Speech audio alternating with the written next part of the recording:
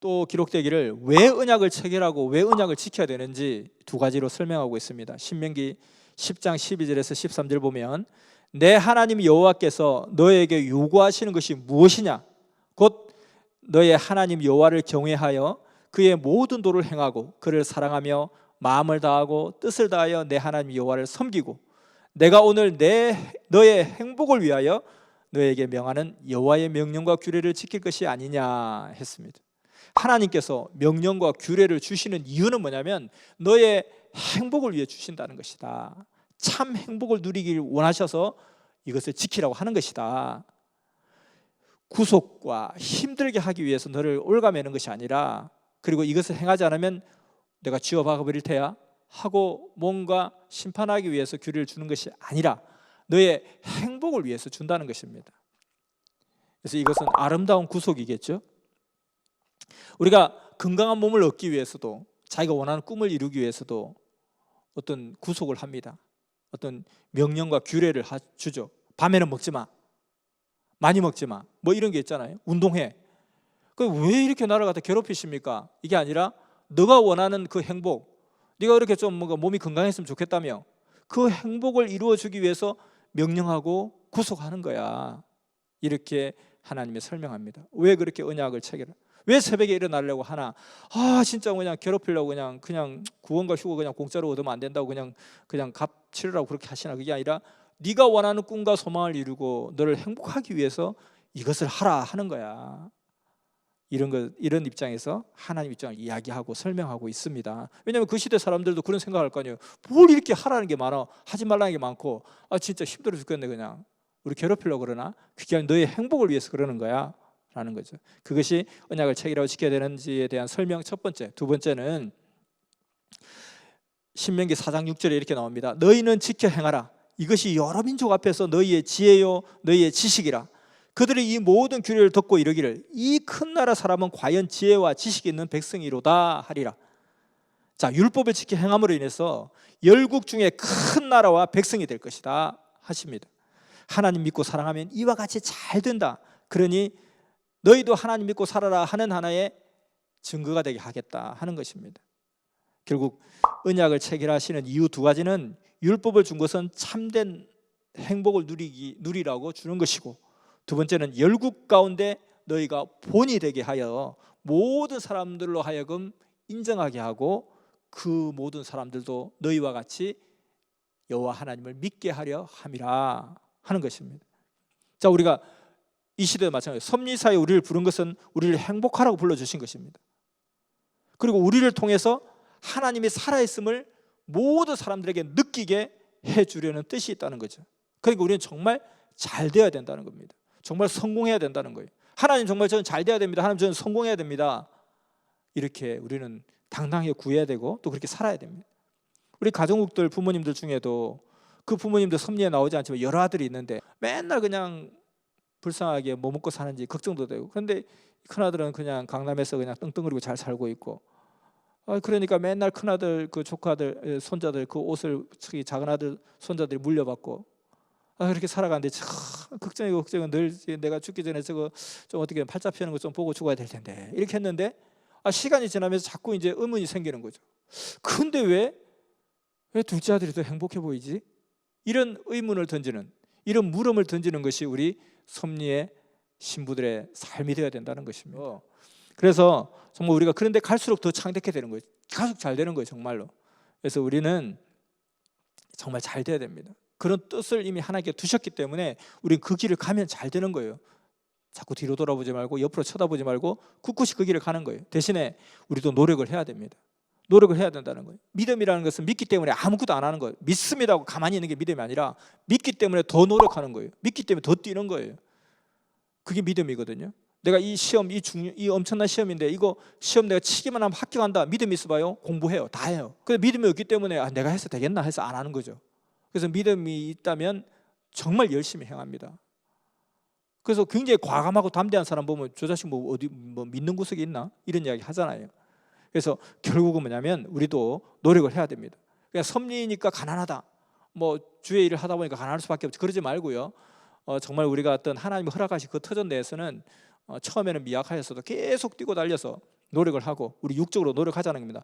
우리 서로 좋은 정보 있으면 정보도 주고받고, 그리고 공부도 좀 열심히 하고, 시간도 막 아껴서 또 뭔가 할 것도 또 하고, 우리 경제적인 마인드도 서로 심어주고, 야 뭐 이거 해봐, 이렇게 하면서 성실하게, 그리고 열심히, 요행 바라지 말고.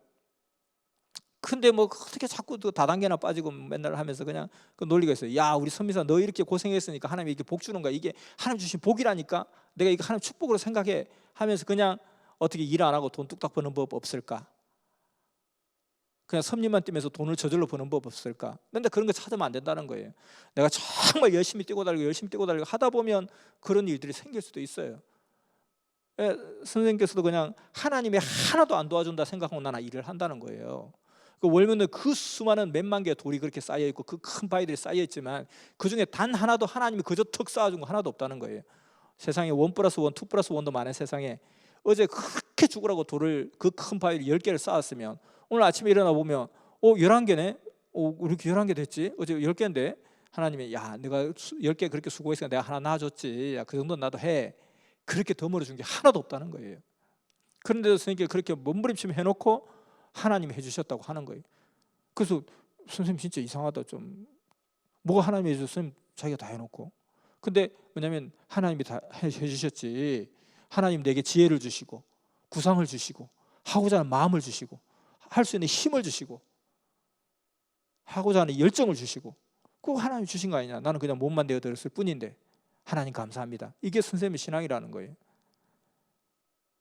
그러니까 아무것도 안 하고 야 네가 선미사 열심히 떼으니까 하나님 준 축복이야, 이 선미사에 준 축복이야, 이러면서 그냥 맨날 그냥 다단계 하고 기획부동산 하고 이러면 안 된다는 거예요. 열심히 공부도 하고 열심히 투자도 하고 열심히 뛰고 달리기도 하고, 또 좋은 정보 있으면 서로 주고받고 하고, 또 서로 같이 힘도 쓰고, 이렇게 하면서 우리가 정말 잘 돼야 되겠다는 것입니다. 자, 저 모압 평원에서의 언약은, 신명기의 언약은 가나안을 목전에 두고 마음을 새롭게 하는 그 순간에 되새긴 그 언약은 율법을 그대로 옮긴 것이 아니었습니다. 율법을 되풀이했는데 그대로 되풀이한 것이 아니었다는 거예요. 뭐냐면은 출애굽기 20장의 그 율법과 십계명과 또 신명기에서 말한 그 어떤 그 5장에서 말한 그 십계명은 약간 달라요. 핵심은 똑같은데 새로운 세대, 이 세대들에게 맞게, 그리고 가나안의 삶에 맞게 차원을 높입니다.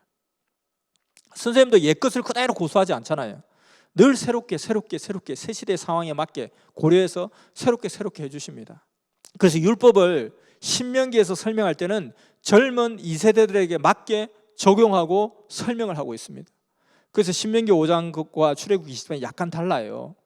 예를 들어서 출애굽기에서 말하는 안식일은 창조자 하나님께서 태초에 세상을 창조하시고 6일 동안 창조하시고 7일째 안식을 하셨다, 이렇게 되어 있는데, 신명기 안식일은 하나님께서 이스라엘 백성들을 구원하시고 역사를 펴시고 그러고 나서 안식을 하신다, 이런 개념으로 약간 차원이 다르죠.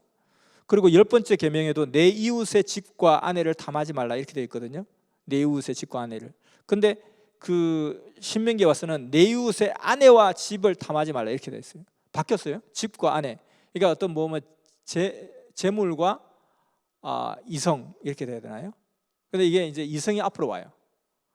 그러니까 그 왜 그러냐니까 시대가 점점점 문란해지면서 가는 문제가 더 큰 문제로 대두되기 시작하는 거예요. 그래서 사회적인 중요도의 변화에 따라서 살짝 이렇게 교정을 합니다. 교정을.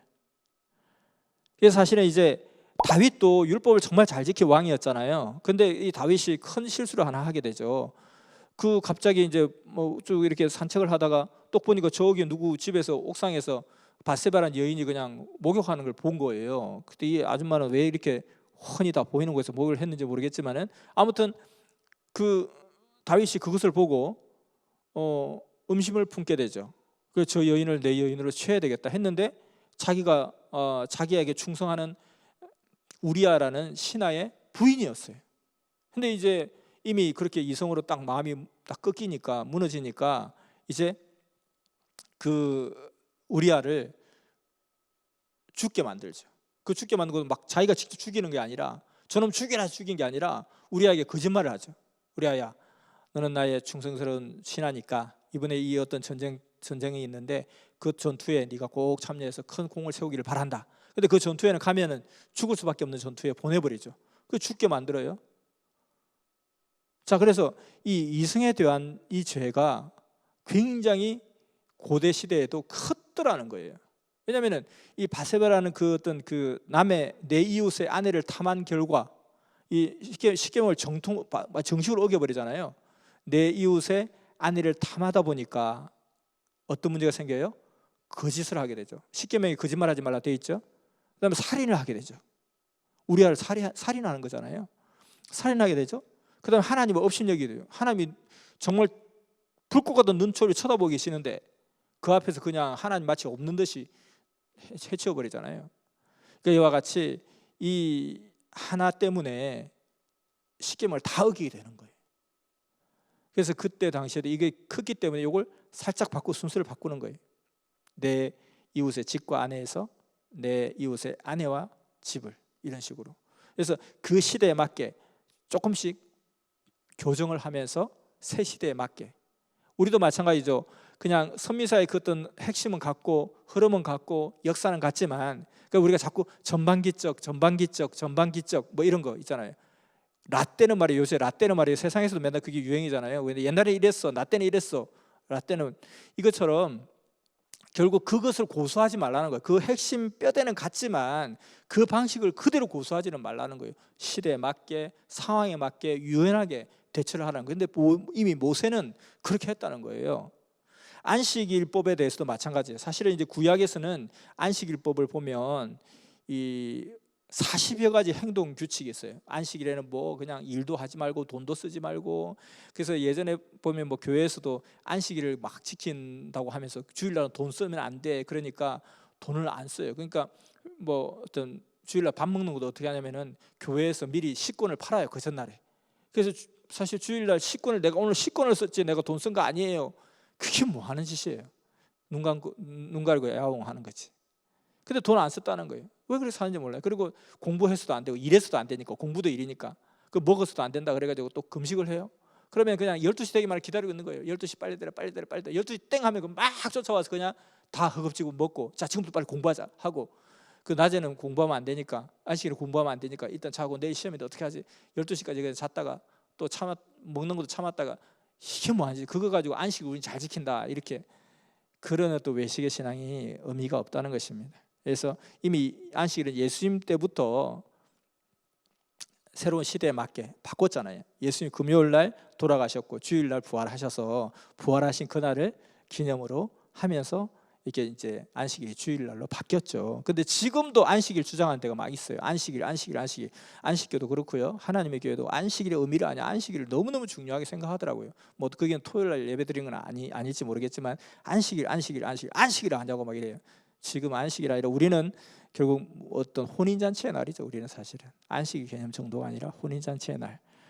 자, 이와 같이 우리가 뭐 구약의 절기까지 지켜야 되고 그건 아니죠. 사실은 그 의미를 우리는 다시 되새기고, 구약에는 할례를 했다면 또 유월절을 지켰다면, 그리고 또 이제 신약에는 이와 같이 세례를 하고 또 성만찬을 했잖아요. 성만찬을 또 우리가 기억하면서 하나님이 도와주신 것. 그 이와 같이 이 시대는 또 우리가 신부로서 혼인잔치의 날로서 이 주일을 또 맞이하고 지키는 그게 필요하겠죠. 자, 신명기를 보니까 모세의 깊은 애정이 나옵니다. 사실 모세는 이미 하나님이 너는 가나안에 못 가라고 이미 답을 받았어요. 왜냐하면 모세는 죄가 없지만 백성들의 죄를 짊어지고 가야 되기 때문에, 그리고 이미 나이도 많았고요. 그래서 여호수아에게 후계권을 딱 물려주죠. 그리고 그는 노보산에 탁 올라서 바로 저 멀리 산 아래로 바라다 보이는 그 가나안 땅을 바라볼 때 얼마나 마음이 벅찼겠어요. 얼마나 마음이 벅찼을까. 그 자기의 일생 태어나서부터 지금까지, 그 태어날 때부터 그 이적과 표적의 역사를 이루어가면서 지금에 이르기까지 오직 이 가나안 땅으로 영도한다는 그 하나 보고 왔는데, 이제 그 가나안 땅의 그 목전에서 그 가나안 땅을 내려다보면서 거기서 자기는 이제 자기 인생을 마감해야 된다는 그런 그 상황에서 여러 가지 회한이 생각들이 들었을 것 같아요. 가나안에 들어가고 싶은데 얼마나 마음이 안타까웠을까. 그리고 얼마나 또 그 가나안을 목전에 두고 내 사랑하는 자들이 내가 이끌어왔다 이들이 거기에 들어간다 생각하니까, 하나님 뜻을 이루었다 생각하니까 얼마나 마음이 벅찼을까. 그 가나안을 바라보면서 모세는 거기서 최후를 맞이하게 됩니다. 이 모세의 순종 참 끝내주죠. 모세의 순종과 충성. 자, 모세는 가나안 땅에 못 들어간다는 것을 알면서도 끝까지 최선을 다했습니다. 자기가 들어가지 않을 건데 니네들 알아서 잘해, 잘하겠지 뭐. 사실 조금 마음 가운데 좀 아쉽기도 하고 아련하기도 하고. 근데 그 끝까지 마지막 숨을 거두는 그 순간까지 그가 뭘 했냐면 이 가나안에 들어가야 될 이 2세대들을 놓고 계속해서 이야기해주고 축복해주고, 잊으면 안 된다, 잊으면 죽는다, 또 잊을까봐 야 노래도 내 만들어줄게, 노래도 해, 노래를 불러봐, 헷갈릴 때는 이 노래만이라도 불러. 하나님에 대해서 전수해주고 충성을 끝까지 죽기까지 충성을 다했던 사람입니다. 정말 모세는 하나님의 사람이요 충성자인 것을 느끼게 됩니다. 우리도 어떤 상황 가운데 내가 거기에 동참하지 못한다 할지라도, 또 나는 또 이것으로 내 일을 종료한다 할지라도, 어떠한 상황이 된다 할지라도 정말 내가 숨을 거두는 그 순간까지 최선을 다하고, 나는 가나안 땅 못 가지만 그러니까 가는 니네들끼리 정말 좋겠다 하고 그냥 아쉬운 마음에 그냥 힘 빠져하고 낙심하고 주저앉아 있지 말고, 정말 그럼에도 불구하고 최선을 다하고, 또 그들이 가서 잘하기를 진심으로 기도하면서, 나도 안 가는데 니네들도 가서 뭐 좀 약간 좀 어려움이 있었으면 좋겠어, 뭐 그냥 조금 뭔가 좀 갔는데 좀 어려움이 있대, 왠지 마음이 좀 조금 살짝 기쁘다고 뭐 한데 약간 살짝 미소가 지어지고 그러면 안 되죠. 사실은 정말 안타까운 마음으로 너희들 가서 정말 잘해야 된다, 잘해야 된다, 잘해야 된다, 이것을 했던 것이 이 모세의 삶이었습니다. 자, 신명기가 바로 그런 기록이에요. 신명기는 구약이 가장 핵심적인 책입니다. 정말 중요한 책이고요. 신명기를 또 이렇게 읽어보면 좋을 것 같습니다. 자, 마지막 정리하겠습니다. 자, 신명기를 통해서 볼 때 이 세대들, 우리 뭐 2세, 우리 섭리 2세만으로 국한되는 게 아니고 2세대들. 그러니까 지금 말하면 예를 들어서 이제 지금 막 섭리 온 지 얼마 안 된 사람들, 지금 연령대로 아직 젊은 사람들, 그 이제 섭리 온 지 얼마 안 된 이런 사람들, 지금 현재로서 보면 2세대라고 볼 수 있겠죠. 나이도 좀 됐고 또 섭리 전반기에 온 사람들, 뭐 그런 저 같은 경우는 1세대라고 봐지고요. 자, 그러면은 이제 뭐 나는 뭐 스님 옥에서 나오실 때 처음 봤어요, 뭐 이런 사람 다 1세대, 2세대들. 자, 그래서 이 역사는 계속해서 바톤이 잘 이어져야 되잖아요. 그래서 이 신명기를 통해 2세대들의 중요성을 느끼게 되는 거예요. 그래서 우리가 지도자 양성, 너 같은 지도자 만들어, 너 같은 지도자 또 하나 만들어, 너의 가진 모든 것을 잘 전수해줘. 자, 나 따라해, 이렇게 하면 돼. 새벽 예배 어떻게 하냐고? 자, 나처럼 이렇게 새벽 예배 드려, 이렇게 해야 되는데, 아유 나는 옛날에 많이 했어, 니네들 좀 해봐, 난 많이 했다니까, 이렇게 하면 안 된다는 거예요. 그러니까 오래된 사람들이 그냥 뭐 우리 다 옛날에 그거 다 해봤어, 뭐 그거 한다고 될 것 같아, 뭐 해봤자 안 돼, 그러지 말고 정말 좋은 것을 자꾸 전수해 주라는, 전수. 신명기 되풀이한다는 거예요. 율법을 되풀이한다, 되풀이해서 가르쳐 준다는 거예요. 그리고 그들이 잘할 수 있도록 지원해주고, 나는 여기서 죽지만 니네들은 잘해야 돼 하고 계속 해주는 이런 마음, 하나님의 마음, 주의 심정으로 그렇게 하는 것이 필요하다는 것입니다. 그리고 2세대들은 그걸 잘 배워서 1세대들처럼 또다시 그렇게 실수하지 말고 실패하지 말아야 된다는 것입니다. 잊으면 죽는다. 근데 또 그렇게 되기 쉬워요. 정말 그렇게 되기 쉬워요. 그래서 정신 바짝 차리지 않으면 또 그렇게 똑같이 간다는 겁니다. 두 번째, 1세대들의 신앙적 유산을 잘 물려주는 게 필요하다. 결국 또 잊어버리고, 그래 잊으면 죽는다. 그래서 2세대들을 잘 가르치고 도와주고 이끌어줘야 된다는 거. 세 번째는 첫 언약, 첫 약속, 첫 다짐, 첫 사랑을 잊지 말고 기억하고 간직하자. 날마다. 그리고 그 사실을 되뇌이자. 이스라엘아 들으라, 쉐마 율법이라 그랬잖아요. 이스라엘아 들으라. 매일 아침마다, 매일 잠잘 때마다 되뇌이고 암송하고 했던 것처럼 우리도 항상 잊지 말아야 될 그 사상, 우리는 내가 선민사에 내가 살아있구나, 나는 창조 목적에 이룬 주의 신부, 나는 주의 사도, 나의 영혼이 살 그곳은 황금성 천국, 삼위께서 계신 곳, 주와 함께 영원히 살리라. 그리고 얼마나 행복한 인생인가. 항상 기뻐하자, 쉬지 말고 기도하자, 범사에 감사하자, 나는 행복한 사람. 이렇게 늘 이것을 되뇌이면서 하나님의 온전한 기쁨이 되고 정말 공력을 들여서 최선을 다해서 노력하고 수고하고 그로 인해서 멋진 공적을 남기고 그 공적에 따라 하나님이 합당한 사명을 주시고 축복을 주시고 할 수 있도록, 아무리 하나님 써 주시옵소서 해도 내가 쓸 수 있는 발판이 되지 않으면 하나님이 쓸 수가 없잖아요. 그래서 나를 써달라고 기도하면서 동시에 하나님께서 나를 쓰시기에 합당하게 제가 만들겠습니다, 노력하겠습니다, 그러니까 하나님도 써주세요, 저 만드는 데 써주세요 간구하는 그런 우리가 되어야 될 줄 믿습니다. 자, 오늘 우리 신명기 이렇게 마치도록 하겠습니다. 여러분 신명기 한번 틈틈이 읽어보시기 바랍니다.